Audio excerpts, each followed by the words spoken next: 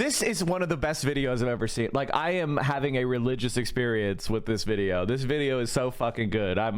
This feels like a soul connection is being made.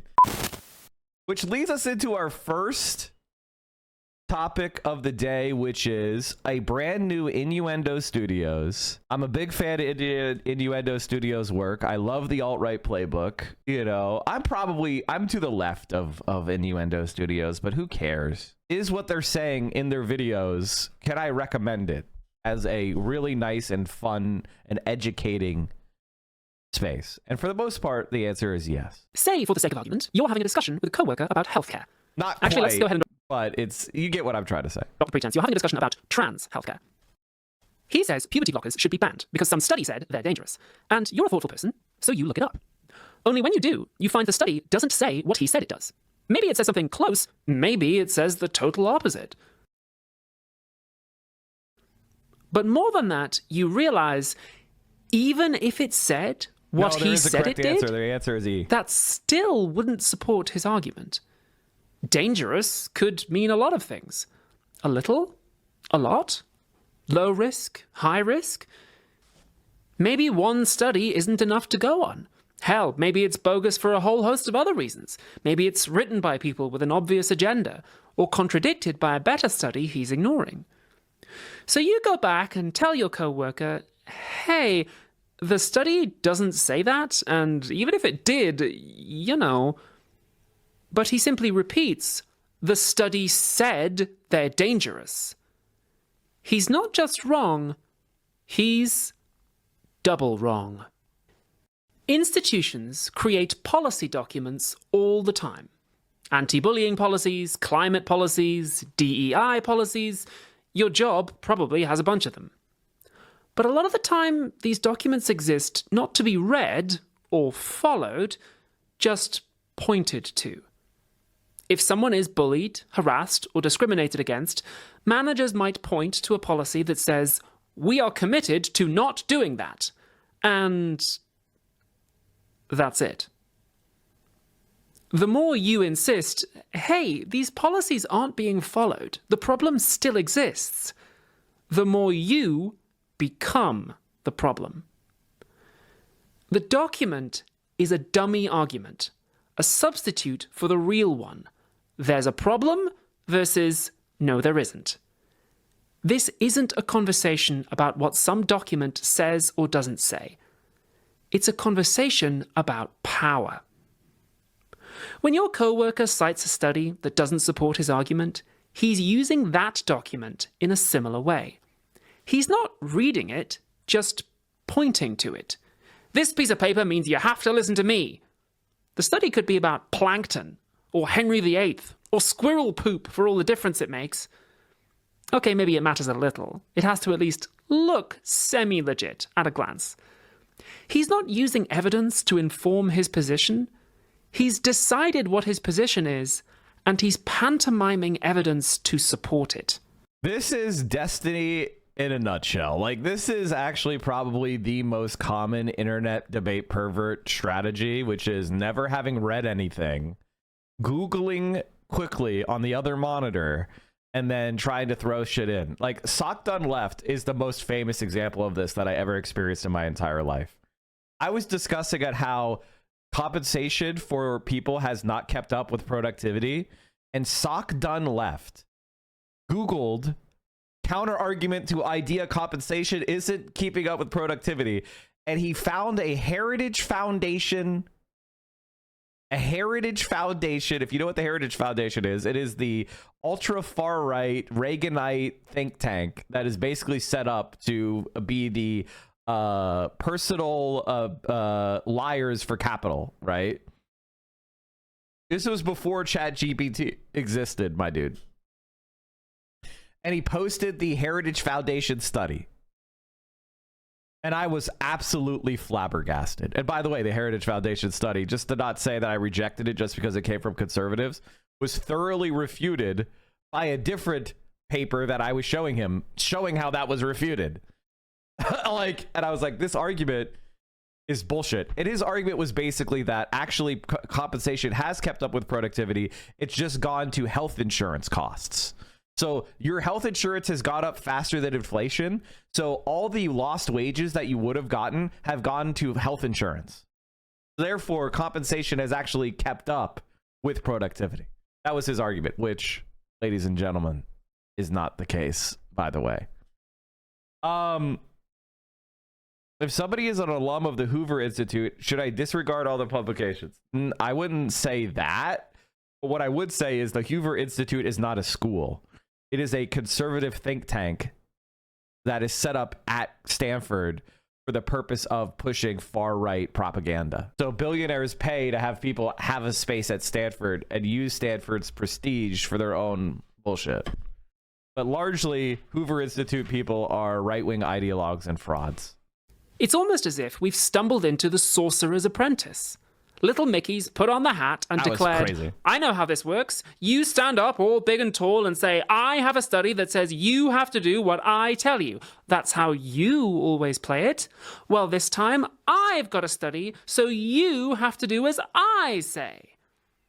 And you can tell him, that's not how this works, Mickey. It's a study, not an incantation. It has to actually say what you claim, and it has to be a good study. Oh, look at you, moving the goalposts. Look at you, gatekeeping, deciding which studies count and which ones don't. Well, I believe this one's every bit as good as yours, and I believe it proves me right. And is that what he believes? Maybe. Maybe not. Remember, the card says moops. You can't prove he doesn't believe that. And for the purposes of you have to listen to me, that's all he needs. This is a battle of wills now, not information. Each half of the double-wrong argument functioning as both Mott and Bailey. If you successfully expose that study as bogus, he'll move on to another, and you'll only be undermining the scientific method, in his view. If studies aren't always to be trusted, if even quack science can get peer-reviewed, who's to say your studies aren't as bogus as his? Exactly. And that's if he doesn't change evidence entirely. Okay, maybe I can't prove puberty blockers are dangerous, but this study says trans kids have high regret rates. This one says they're unhappy. This one says they're brainwashed. He's understood the rhetorical function of science, but not the substance. Or perhaps he's understood the rhetorical function all too well, enough to know, for the purposes of argument, substance rarely matters. From here, you can chart the course of the entire conversation, stretching out before you.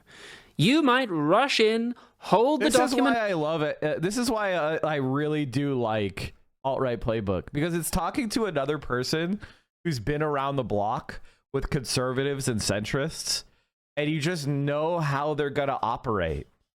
And it doesn't matter that you can see what they're going to say and pre-refute it, because they'll just say something random then. Like, it doesn't matter. It won't even be an argument. It'll just be a posturing.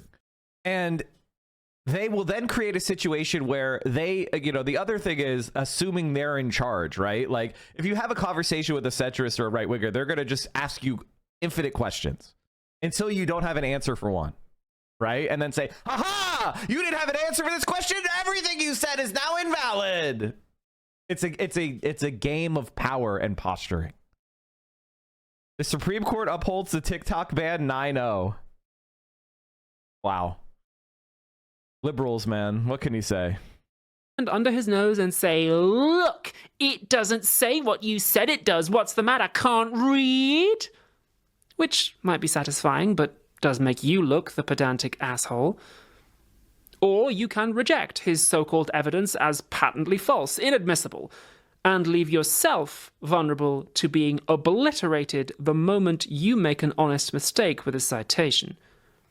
Or you can research every single shred of information he puts in front of you so you can thoroughly debunk each and every one, which means he simply keeps putting bunk in front of you and drowns you with homework. There you go, see? There you go. And he must see it too, the conversation laid out in front of him. He hasn't positioned himself to persuade you, but to ensure neither of you ever persuades the other. What is the purpose of this debate then? This ritual? What is it you're really arguing about? Well, And this is exactly why I don't like Jon Stewart. Like, this is one of the best videos I've ever seen. Like, I am having a religious experience with this video. This video is so fucking good. This feels like a soul connection is being made. This is how I become parasocial, because like, this is legitimately, well, I just posted this today. Here, I want to show you what I just posted, or like late last night. Hold on, let me show you a post I just made. Both of these polls came out this week showing bold progressive leadership being overwhelmingly popular, and the establishment Democrats will still tell you that going right is the only move. At a certain point, when do we recognize that persuading these people can't be done? And I showed approval rating of Bernie Sanders at 69%, and I showed the Claudia Sheinbaum approval rating at 80% in Mexico. And it's like, what's the point? No one's going to see this post. I'm not going to see a liberal is going to reply to me and go like, you're right, Mike. They are very popular and we should go to the left. They're going to come up with some bullshit. They're going to say, Bernie Sanders is only popular in Vermont. He lost the primary. As if losing a primary means that you're unpopular. It just means that the population of people who voted primaries voted for someone else as a better alternative to win in their mind. Where did they get that idea? You might ponder yourself. What is the arguments that they were using? Is the argument valid? Was the person that they voted for actually better? Did he accomplish his goals? Was he a good leader? And the answer is fuck no. So I asked, what's the point of trying to... Congressman Richie Torres tells me New York should be a laboratory for the implementation of a 21st century abundance agenda. If you want to see how pathetic Richie Torres is, look at this. What a complete clown. So that's the experience I'm having in this video, which is like, it's not about persuasion. It's about power. And so we need to stop, honestly, we need to start moving on to the power logic. And we need to need to using leverage and force. And I'm ready. Your coworker believes that the government, or a doctor doing what the government tells them, should force citizens from a minority to do something with their bodies they don't want to do. But he won't say that out loud, because he knows that's socially unacceptable. I want the government to force people to do what I want with their bodies, no matter how many of them die in the process, Stop giving a shit. is an opinion that isn't likely to make friends. So he substitutes the document for the thing he really believes. It's not me, it's just science. He is appealing to facts when, truthfully, this is a difference in values. Doublewrong is a rhetorical technique to catch you out, to hide the real argument from you and leave you chasing the substitute. It also protects him. People deploy these kinds of irrational, paradoxical moves to stop themselves thinking about topics that make them uncomfortable. If your coworker interrogated his values about the proper relationship between the government and minorities, he might find he's not the person he thought he was, or that his friends and colleagues expect him to be. And you might too. Let's not pretend leftists and liberals have the moral high ground all the time. Interrogating your fundamental values is an uncomfortable experience for most people. He probably wants to think Let's just say that I know what I am. of himself as a good person. And yet, he also believes, maybe not even consciously, that the government should own the bodies of at least some citizens. He knows he'd probably hate that if it happened to him, but he still wants it to happen to others. Doublewrong relieves him of the burden of forming a rational position. The document is his nice, big safety blanket. This plays on a human weakness that spans the entire political spectrum. We all wrap ourselves snug in faulty information from time to time. We share studies without reading because the abstract conforms to our assumptions. We treat a supposition that is likely as though it's a proven fact. And this is, after a point, necessary. As informed as you are, you do have to stop researching somewhere.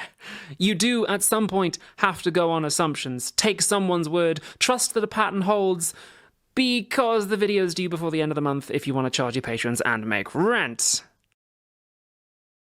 Okay, I'm fairly confident in saying race theory began in the 1400s and with Bartolome de la Casa's role in it.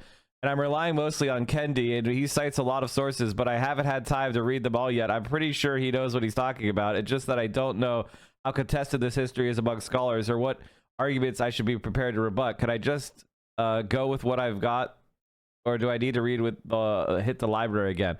I'm pretty sure that De La Casas is this. I think I have to admit I don't think Kendi's right on this point.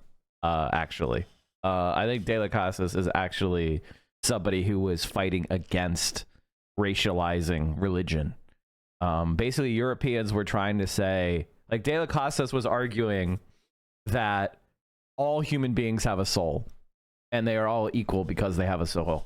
And his interlocutors were saying that indigenous people just had the form of a human, but they lacked a soul. And their argument was they were not aware of Christ's revelation.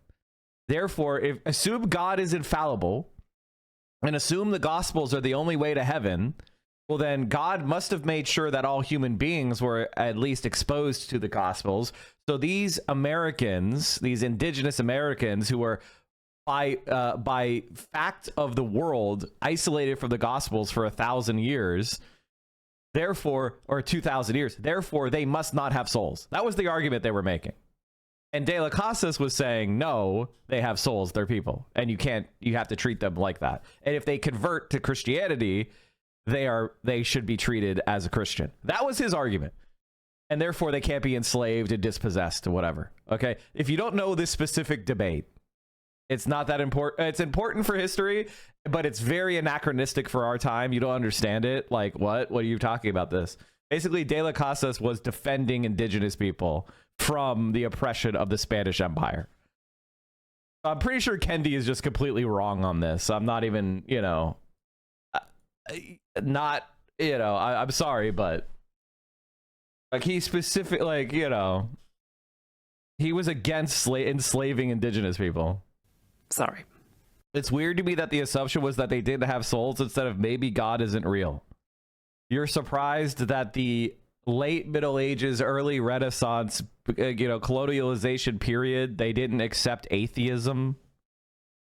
You're like, great, wow, you're right. God has been disproven. But we do sometimes treat research as a ritual rather than a method, because often we want to appeal to facts, papers, authorities, without having to do any of that pesky reasoning. But that is exactly what leaves us open to a double-wrong attack. The flaw with your co-worker's study is he's using it to claim trans healthcare is dangerous, and he's wrong. He has a comeback for every way you could try to convince him. But he's still wrong. You can't prove trans healthcare is safe by gesturing at studies, because the opposition won't read them, and will write their own studies. You can't prove it with peer review, because they'll game peer review. You can't call them liars, because they'll insist they're sincere. There is no rule they can't pervert, no system they can't twist to their advantage. You can't just appeal to things that signify reason. At some point, one of you will have to do some actual reasoning to figure out who's making sense. And, well, it's not going to be them. Remember, this is a conversation about values. Presuming you know what yours are, you may have to speak them aloud. I think people should do what they like with their bodies without politicians interfering. And even if I thought puberty blockers were dangerous, which, by the way, they're not, because on the off chance you actually care about evidence, here's all the good stuff, I think people have the right to make risky decisions about their healthcare too. If there was a drug with a 1% chance of healing your terminal cancer and a 99% chance of dangerous side effects, I'd support your right to take it if you wanted. Now you've avoided the trap of arguing about what some document says. You're focusing on the second, deeper part of the double... I don't know that I agree with that, by the way. I don't know that I agree with that idea that people should have an untrammeled right to do whatever they want with their bodies. Because what you want is a very slippery thing. Like it implies a certain type of consciousness that human beings don't have. Like I could be put into an altered state of consciousness where I want things that I don't actually want in my day-to-day life.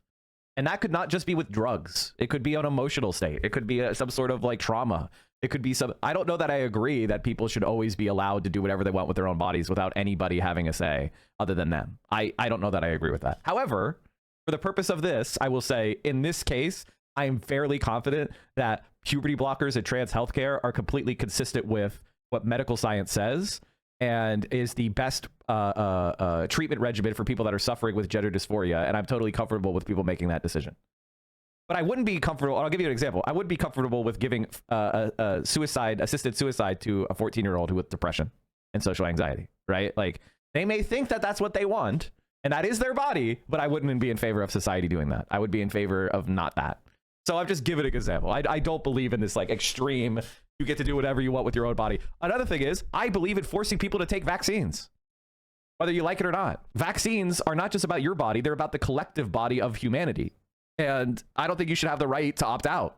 Now, that being said, if there is a medically necessary, like, rational medical reason for why an individual can't take a certain vaccine or can't take vaccines, I'm legit. Okay, that's fine. If the vaccines are not going to operate correctly within your body because of the local conditions, then it's pointless to force you to take them. But if your only objection is, I don't wanna, no, that's not a good enough explanation. I believe in mandatory vaccines, except for those medically necessary exemptions. Other than that, go fuck yourself. The Netherlands has assisted suicide for minors with psychological issues, by the way, and I completely disagree with that. Wrong instead of the first. You've also put him on the back foot. Now he has to justify his values, which is exactly what he wanted to avoid. Of course, he may just repeat himself. The study says they're dangerous. This is not a technique for winning arguments. It's a technique for starting them.